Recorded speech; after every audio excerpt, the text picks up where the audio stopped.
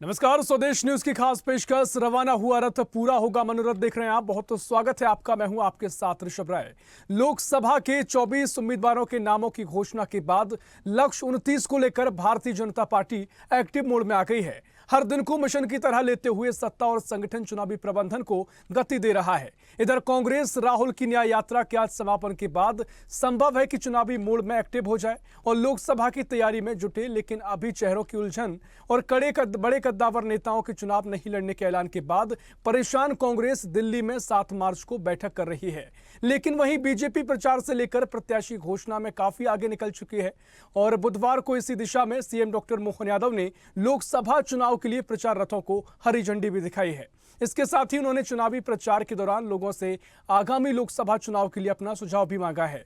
मोहन यादव ने इस दौरान मोदी सरकार की उपलब्धियों की सराहना की और कहा कि प्रधानमंत्री मोदी ने देश को 10 सालों में आर्थिक विकास में बड़ी प्रगति कराई है। उनके नेतृत्व के दौरान आर्थिक, सामाजिक और मानव संवेदना के क्षेत्र में उच्च स्तर पर प्रदर्शन किया गया है। दरअसल मोहन यादव ने कहा कि पिछले 10 साल में प्रधानमंत्री नरेंद्र मोदी ने जो भारत की दशा बदली है। सीएम ने कहा, पिछले विधानसभा के समय से ही जो हमारा स्लोगन था, एमपी के मन में मोदी, मोदी के मन में एमपी, और हमने सबसे आप सबके सहयोग से प्रचंड बहुमत से बीजेपी की सरकार विधानसभा में बनाई थी। हमारा रिकॉर्ड है, जब जब प्रदेश में सिंहस्थ होता है सरकार हमारी बनती है और देश में भी हमारी सरकार बनती है। जाहिर है कि बीजेपी अपने लक्ष्य 29 को लेकर कांग्रेस पर मनोवैज्ञानिक दबाव बना रही है और जिस आक्रामक अंदाज में सीएम डॉक्टर मोहन यादव और प्रदेश अध्यक्ष वीडी शर्मा चुनाव के लिए पिच तैयार कर रहे हैं, उससे कांग्रेस में काफी हद तक खलबली मची हुई है और नेता दर नेता पार्टी छोड़ रहे हैं। अब तो कांग्रेस के बचे एकमात्र गढ़ में सेंधमारी हो गई है और नगर निगम के 7 कांग्रेस विधायक भी बीजेपी में शामिल हो गए हैं। भले ही पूर्व सीएम कमलनाथ 10 से 12 लोकसभा सीट जीतने का दावा कर रहे हों, लेकिन दिल बहलाने के लिए गालिब ख्याल अच्छा है, क्योंकि अभी तो कांग्रेस बीजेपी के मुकाबले पिछड़ती दिखाई दे रही है। इसी पर चर्चा करेंगे, लेकिन उससे पहले क्या कुछ प्रतिक्रिया है, पहले वो आपको सुनाते हैं। एमपी के मन में मोदी, मोदी के मन में एमपी, और हमने सबने आप सबके सहयोग से प्रदेश की 8.5 करोड़ जनता के मदद के साथ प्रचंड बहुमत से भाजपा की सरकार विधानसभा में बनाई थी।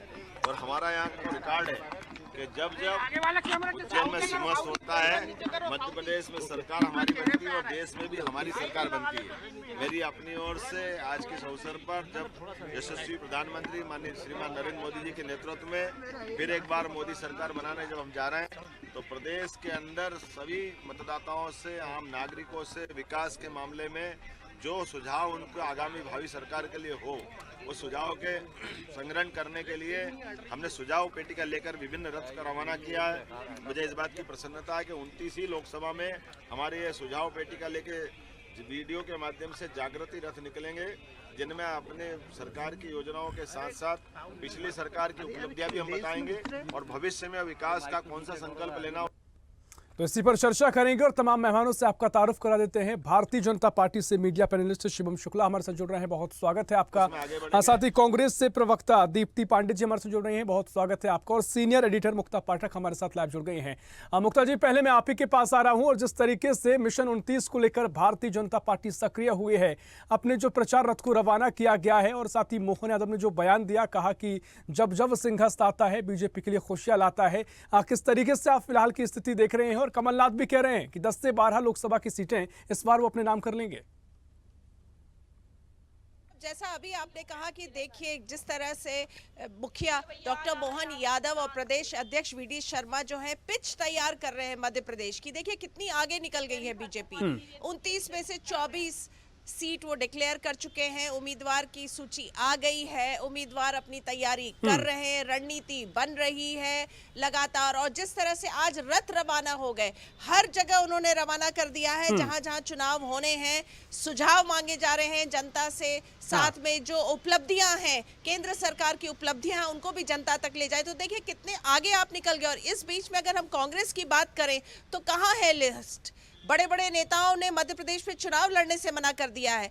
और कमलनाथ की अगर हम बात करें तो वो पहले तो बीजेपी जाने की कोशिश कर रहे थे, वो और उनके बेटे नकुलनाथ, वो नहीं हो पाया। तो कल जिस तरह से उनका बयान जो उज्जैन में था कि उनका जो सर्वे है, जो वो जो समझ पा रहे हैं जनता की जो भावनाएं, उनसे उनको लग रहा है कि 10 से 12 सीटें आएंगी। तो ये एक बहुत ही एक सोचने का विषय है कि किस विषय, कैसे वो कह रहे हैं, किस आधार पे कह रहे हैं। क्योंकि अभी देखिए विधानसभा चुनाव हुआ था, उसमें कांग्रेस कितने कम सीटों में सिमट गई और बीजेपी को कितनी सीट्स मिली। तो रणनीति अगर हम बात करें और जिस हिसाब से बीजेपी की तैयारी चल रही है, जिस तरह से प्रधानमंत्री नरेंद्र मोदी का नारा है कि 370 पार, 400 पार और 370 वोट बढ़ाना है, हर बूथ में वोट प्रतिशत बढ़ाना है, लगातार वो बात हम सुन रहे हैं। 29 की 29 सीट जीतने की बात बीजेपी कर रही है। एक्शन मोड में देखिए आ चुकी है, नाम हो गए हैं, कैंडिडेट्स के नाम डिक्लेयर हो गए, तैयारी शुरू हो गई, रथ रवाना हो गया है। तो एक एज में तो बीजेपी है ही जी। निश्चित तौर पर कमलनाथ भी जो बातें कह रहे हैं, क्या कुछ उसका आधार है, उनसे कांग्रेस से भी हम जानेंगे। लेकिन सीधा शिवम शुक्ला जी आपके पास में आ रहा हूं। और जिस तरीके से अब मोहन यादव जी ने कहा कि संघर्ष आता है तो बीजेपी के लिए खुशियां लाता है, बीजेपी मान के चलती है, तो कमलनाथ भी अब दावा कर रहे हैं कि 10 से 12 सीट इस बार उनके खाते में आएंगी। और साथ ही जो भारत जोड़ो न्याय यात्रा है उसका जबरदस्त प्रभाव देखने को मिला है, काफी युवा उसमें जुड़े नजर आए। शिवम जी देखिए, सबसे प्राथमिक चीज तो यह है कि भारत जोड़ो यात्रा का कोई भी प्रभाव मध्य प्रदेश के किसी भी अंचल में किसी भी नागरिक को देखने को नहीं मिला है।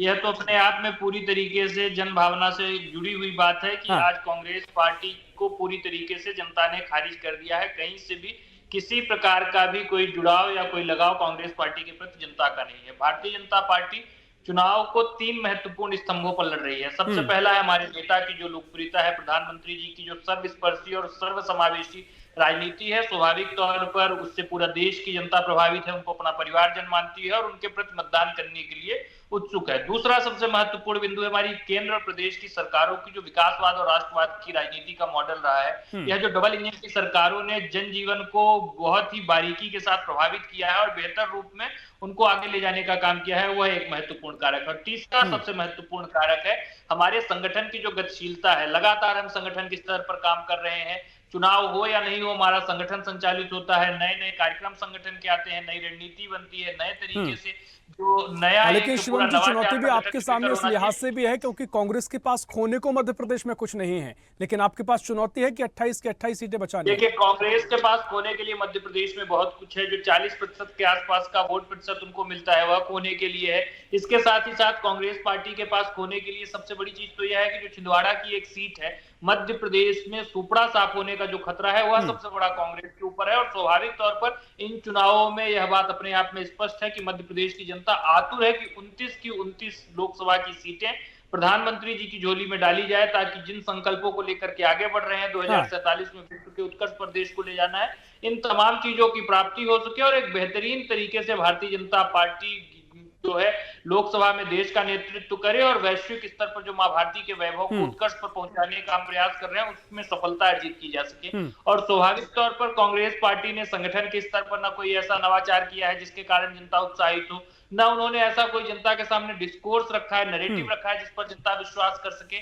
वह लोग जो पूरे जमाने भर की जाति पूछ रहे हैं, सड़कों पर जाति पूछते हुए राहुल गांधी जी आगे बढ़ रहे हैं, स्वयं की अपनी जाति बता पाने की स्थिति में नहीं है। ठीक है, देखिए चर्चा को हम आगे बढ़ाएंगे, लेकिन शिवम जी देखिए आप लगातार कहते आए कि कांग्रेस जाति के पर राजनीति करती है, लेकिन आपकी जो सूची आई उसमें आपने जातिगत समीकरण साधे हैं, लेकिन भले ही आप ज्ञान को अपनी जाति बताएं। ऋषभ जी मैं जवाब दे देता हूं। सबसे प्राथमिक चीज यह है कि भारतीय जनता पार्टी सर्वसमावेशी राजनीति पर विश्वास करती है। मैंने पहले ही कहा, तो प्रत्येक सामाजिक वर्ग की अस्मिता और आकांक्षा को अपने संगठन के भीतर हम प्रतिबिंबित कर पाए, इसके लिए प्रयासरत रहते हैं और लगातार इस दिशा में विचार और मंथन चलता है। लेकिन हम समाज को बांटने की राजनीति नहीं करते, जातिगत संघर्ष को या वर्ग संघर्ष को उत्पन्न करने की राजनीति हमारी नहीं होती। हमारा प्रयास रहता है कि विभिन्न वर्गों को उचित प्रतिनिधित्व मिले, वो अपनी जो अस्मिता है, अपनी आकांक्षा है, उसको हमारे माध्यम से आगे बढ़ा पाए। क्षेत्रीय आधार पर भी हम इन चीजों को देखते हैं और अन्य मापदंडों के अनुरूप युवाओं का हो, महिलाओं का हो, किसानों का हो, हर किसी की बात हम ठीक है, तक ठीक है पहुंच दीप्ति जी, पाए, मैं उनको आपके मंच पास आ रहा हूँ। मिल पाए, देखिए, इसका ध्यान भारतीय जनता पार्टी करती है। जाति की राजनीति बांटने के लिए नहीं करती, सबको समावेशित एक साथ लाने के लिए करती है।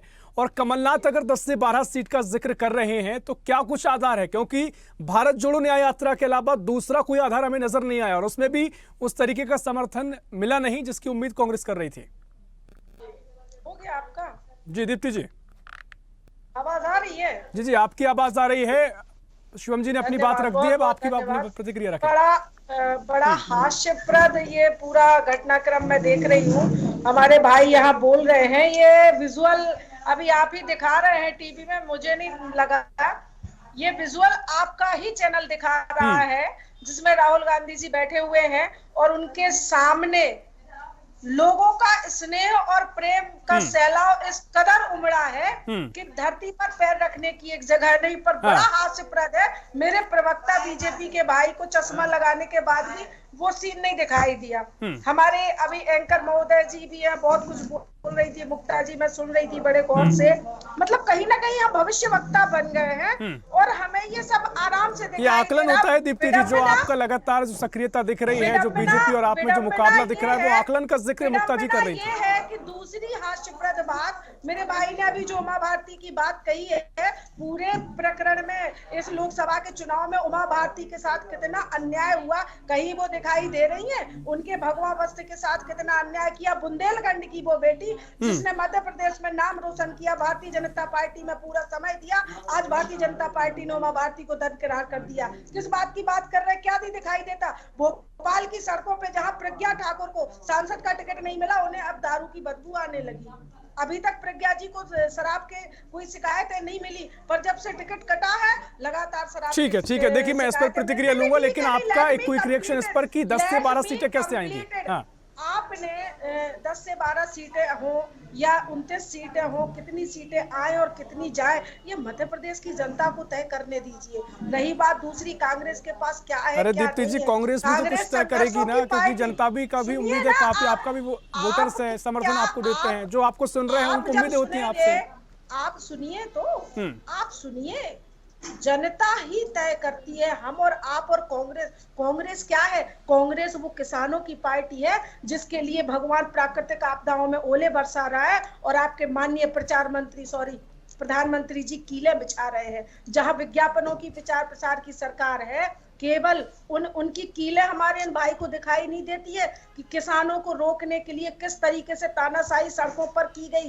तो जब तक आपने कहा कि कांग्रेस तो लड़ेगी किसानों के लिए, महिलाओं के लिए, उन बेरोजगार युवाओं के लिए, नौजवान बेटियों के लिए जो बलात्कार का शिकार हो रही हैं। ठीक है दीप्ति जी, देखिए आप तमाम बातें करती हैं, लेकिन जब बात जमीन पर चुनावी रणनीति की होती है, वहां पर कांग्रेस एम्प्टी नजर आती है। खासकर जो न्याय यात्रा के अलावा को मैंने सवाल आपसे किया था, उसका जवाब मुझे नहीं मिला। दीप्ति जी, क्या है न्याय यात्रा? क्या है न्याय यात्रा के अलावा क्या है, मैं आपसे पूछ रहा हूँ।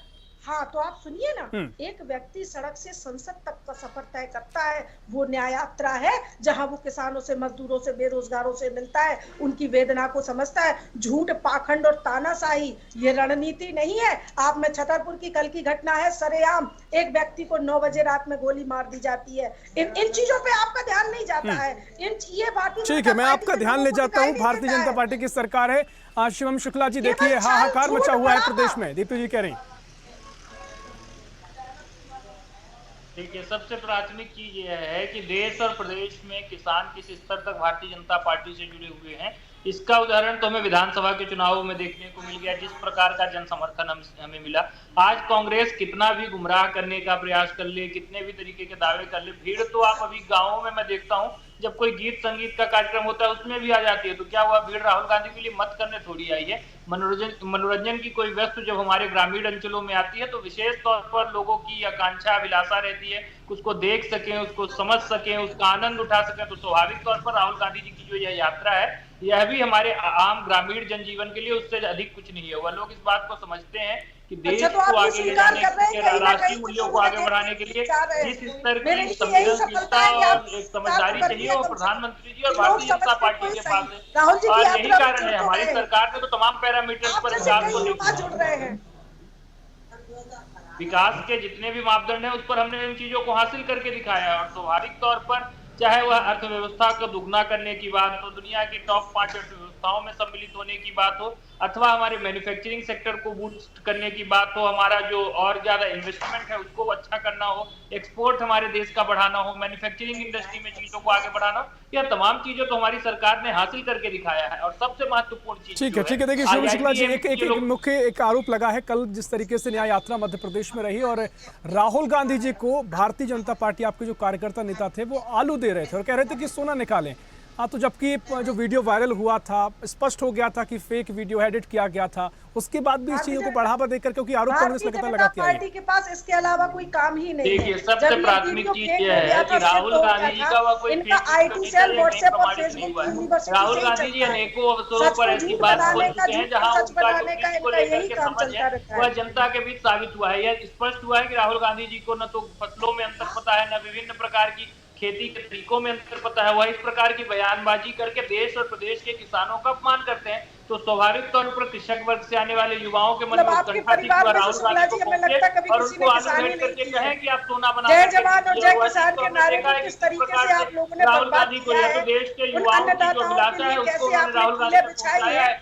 आप किसी अन्नदाता से पूछे थे, आपका परिवार और ये धरती किसानों से पूछे थे, जरा उन पे भी तो बात ठीक है। देखिए हम चाहेंगे, समय हमारे पास कम है। देखिए दीप्ति जी, मैं आपके पास आता हूँ। आप देखिए तमाम मुद्दे उठा लीजिए, तमाम बातें कर लीजिए, लेकिन विधानसभा चुनाव हमने देखा और तमाम तरीके से जब बात आती है जनता के समर्थन की, आंकड़ों के जरिए वो सामने आए, रिजल्ट की बात आती है, तो कांग्रेस जो दमखम यहाँ टीवी डिबेट्स में दिखाती है वो वहां पर नहीं दिखा पाती है। तो वो रणनीति आपकी क्या है, वो आधार क्या आपका है जो कमलनाथ कह रहे हैं कि 10 से 12 सीटें इस बार वो ले आएंगे? प्रचार प्रसार में 3000 लाडली बहनों को देने की बात कही थी, किसानों के समर्थन मूल्य को दमखम से देने की बात कही थी, वो क्यों नहीं कर रहे? अगर हमारे भारत का मीडिया सत्य कहना शुरू कर दे। अरे आप साक्षात बैठिए, हम आपकी बात को वहां तक पहुंचा रहे हैं, इससे बड़ा सत्य क्या होगा दीप्ति जी? लेकिन रणनीति का जिक्र तो होगा ना। प्लीज मेरे भाई वो दमखम लाइए और पूछिए मोदी सरकार से कि वो 3000 रुपए का पोस्टर बहनों को कब मिलेगा 3000। अरे लगातार पहले कांग्रेस तो मुद्दे उठाए दीप्ति जी, यही सवाल आपसे, आप इसको बहस में ले जाएंगी, लेकिन ये रणनीति का बहुत स्पष्ट सवाल है। ये सिर्फ मीडिया का सवाल नहीं है, उन तमाम कांग्रेस कार्यकर्ताओं का सवाल है जो लगातार उम्मीद कर रहे हैं कुछ नया कांग्रेस में अब होगा। आप और हम भी भारत के इस देश के निवासी है, केवल कांग्रेस के कर्णधार, कांग्रेस के कंधों पर केवल देश को बचाने की जिम्मेदारी नहीं है। आज भारतीय मीडिया भी चौथा स्तंभ है लोकतंत्र का गला घुटते हुए हम जो लोग देख रहे हैं, हम सबका नैतिक दायित्व बनता है कि उन किसानों बहुत सीधा सा सवाल कि कांग्रेस की क्या रणनीति, आप पूरा जिम्मा मीडिया पे डाल दीजिए और अपनी जिम्मेदारियों से मुक्त हो जाइए। बहुत अच्छा बात है दीप्ति जी। तो भविष्य वक्ता बन रही है, मीडिया को केवल भारतीय जनता पार्टी के अच्छे काम दिखते हैं। हम एंकरिंग भी करते हैं तो भारतीय जनता पार्टी का गुणगान शुरू कर देते हैं, हम खुद। ठीक है, समय हमारे पास कम है। क्विक रिएक्शन शिवम जी आपका, फिर मुक्ता जी मैं आपके पास आऊंगा। शिवम जी। चल रही है और चलेगी। देखिए सबसे प्राथमिक चीज यह है कि अपनी अकर्मण्यता के लिए मीडिया को दोष देना ऐसे ही है कि कोई व्यक्ति अपने कर्तव्यों का निर्वहन न कर पाए और लगातार किसी तीसरे व्यक्ति कौन सी कर्मण्यता थी, कौन सा पौरुष था जो भारत के अन्नदाता को। दीप्ति जी अपने बात रख लिया, समय हमारे पास बहुत कम है, चर्चा में आगे खत्म करनी होगी। शिवम जी आपकी प्रतिक्रिया। देखिए सबसे पहली चीज तो यह है कि अन्नदाता को श्रेय लेने की, अन्नदाता के आंदोलन की बात करी, उसमें कांग्रेस का क्या? ठीक है, आपके अपने करके बहुत चर्चा इस पर हो सकती है। मुक्ता जी मैं आपके पास आ रहा हूं। जिस तरीके से कांग्रेस की रणनीति का जिक्र हम कर रहे हैं, भारतीय जनता पार्टी का रथ रवाना हुआ है और अब कांग्रेस अगर इन सवालों के जरिए मीडिया पर ठीकरा फोड़ती है, क्या कुछ आप कहेंगी मुक्ता जी? मैं यहाँ पे एक चीज कहना चाहूंगी, ऋषभ लगातार जो ये आरोप लगा रही हैं कि एंकर जो है बीजेपी की बात करते देख कार बन रही है कांग्रेस की, हम जीत रहे हैं। 7 दिसंबर को शपथ ले रहे कमलनाथ जी, क्या हुआ? कांग्रेस सिमट गई। अगर कमलनाथ अब कह रहे हैं कि हम 10 से 12 सीट जीतेंगे तो हम पूछेंगे नहीं कि किस आधार पे आप कह रहे हैं। विधानसभा चुनाव के समय में आपकी ये सारी जो आपने रिपोर्ट मंगवाई थी, जो आपने सर्वे कराया था, वो कहाँ गया? आप मीडिया पे क्यों आरोप लगा रहे हैं, एंकर पे क्यों आरोप लगा रहे हैं? हम वो कह रहे हैं जो फैक्ट्स है। आरोप मत लगाइए, हम फैक्ट स्टेट कर रहे हैं, हम आकलन कर रहे हैं। आप हर चीज आकलन को और फैक्ट्स को कह रहे हैं कि हम बलात्कार पर बीजेपी की बात कर रहे हैं। चलिए बीजेपी देखिए की कहाँ बात समय हो गई? हमारे पास कम है। तो देखिए जनता मुझे लगता है बखूबी जिस डिबेट को ये देख रही है वो भी समझ पूछना पाएगी, चाहिए। क्योंकि तमाम सवाल है मीडिया द्वारा पूछे जाते हैं, लेकिन पूरा डिबेट में समझ अगर रही आपसे है। सवाल होगा तो जनता आप ये पूरा कहकर समझ रही है। अपनी जिम्मेदारी पूरी आपके नहीं कर लायक सकते तो कि मीडिया जनता सवाल करे। समझ रही फिलहाल है। के लिए समय इतना ही। बहुत शुक्रिया करना चाहूंगा आप धन्यवाद। सभी मेहमानों को चर्चा में शामिल होने के लिए। तो कांग्रेस भी अब रणनीति को आगे बढ़ा रही है, लेकिन क्या वो रणनीति होगी देखना महत्वपूर्ण होगा। बहुत शुक्रिया आप सभी मेहमानों को चर्चा में शामिल होने के लिए। जिस तरीके से भारतीय जनता पार्टी ने मिशन 29 को लेकर अपना प्रचार रथ रवाना किया है और तमाम तरीके से तैयारियों में जुट गई है, कांग्रेस की न्याय यात्रा के अलावा क्या कुछ आगे रणनीति देखने को मिलेगी, सबकी इस पर निगाहें रहेंगी। फिलहाल के लिए इस खास पेशकश में इतना ही। देश प्रदेश की और भी खबरों के लिए देखते रहिए स्वदेश न्यूज, सबसे पहले देश।